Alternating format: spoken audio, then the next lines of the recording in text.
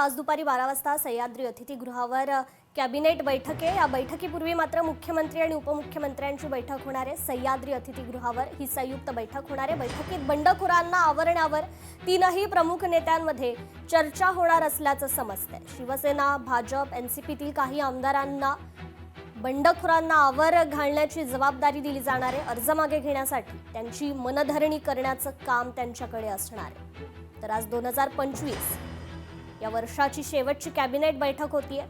महत्त्वाचे आता काय निर्णय घेतले जाणार हे पाहणं महत्त्वाचे ठरणार आहे।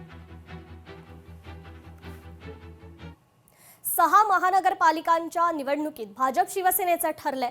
युती असलेल्या महापालिकेत हे दोनही पक्ष जोरदार प्रचार करणार आहेत। मुंबईत भाजप 137 तर शिवसेना 90 जागा लढवणार आहे।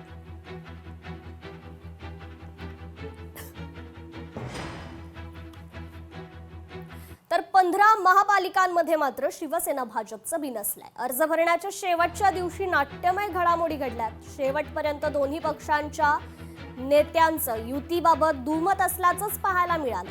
15 महापालिकांमध्ये युती तुटल्याचं सध्याचं चित्र आहे। बातमी कल्याणमधून उमेदवारी नाकारल्यानं मनसेत खदखद निर्माण झालीये। उपविभाग प्रमुखानं पक्षाला रामराम दिले। नांदिवलीतील मनसे कार्यालयाला कुलूप लावण्यात आलं। कल्याण डोंबिवली महानगरपालिका निवडणुकीत उमेदवारी नाकारल्याच्या कारणावरून मनसेमध्ये अंतर्गत अस्वस्थता उफाळून आली आहे। कल्याणमधील मनसेचे उपविभाग प्रमुख ज्ञानेश्वर पावडे यांनी पक्षाला जय महाराष्ट्र केलाय। थेट कल्याण नांदिवली परिसरातील मनसे कार्यालय देखील बंद करण्याचा निर्णय घेतलाय।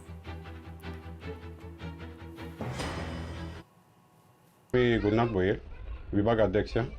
आम्ही रात्री 3 वाजेपर्यंत पक्षाची वाट बघितली। मी पण इच्छुक होतो, पावले पण इच्छुक होते, अजून 2 काही इच्छुक उमेदवार होते, पण 3 वाजेपर्यंत वाट बघून सुद्धा आम्हाला पक्षाने तिकीट दिलेलं नाही। आणि त्याच्यानंतर आम्ही 11 वाजेपर्यंत तिकिटाची वाट बघितली, पण आम्हाला तिकीट काही दिलं नाही। शेवटी आमच्या मनात कुठे खंत वाटली, कारण आम्ही 20 वर्षापासून कार्यकर्ते आहेत। आम्ही घराघरात जाऊन मनसे काय आहे आम्ही घराघरात खेड्यात गावागावात आम्ही गाजवलेली आहे, तरीसुद्धा पक्षाने आम्हाला नाकारलं। आणि ते झालं तर झालं, नंतर एक घरात सुनीलाने यांच्या एका घरात 2 तिकीटे दिली। म्हणजे आम्ही कार्य केले आणि आम्हाला तिकीट नाही, हा किती मोठा अन्याय झालेला आहे आमच्यावरती। 2016 पासून इथं मंच स्थापन केली। 4 वर्षापासून आम्ही स्वतःच्या स्वखर्चाने शाखा चालू केली। आमचा एकच उद्देश होता, सर्वसामान्य लोकांना न्याय द्यायचा होता। त्यासाठी आम्ही नगरसेवकची 4 वर्षापासून प्रयत्न करत होतो। रक्ताचं पाणी केलं साहेब आम्ही, आणि रात्रीचा दिवस दिवसाचा रात्र केली।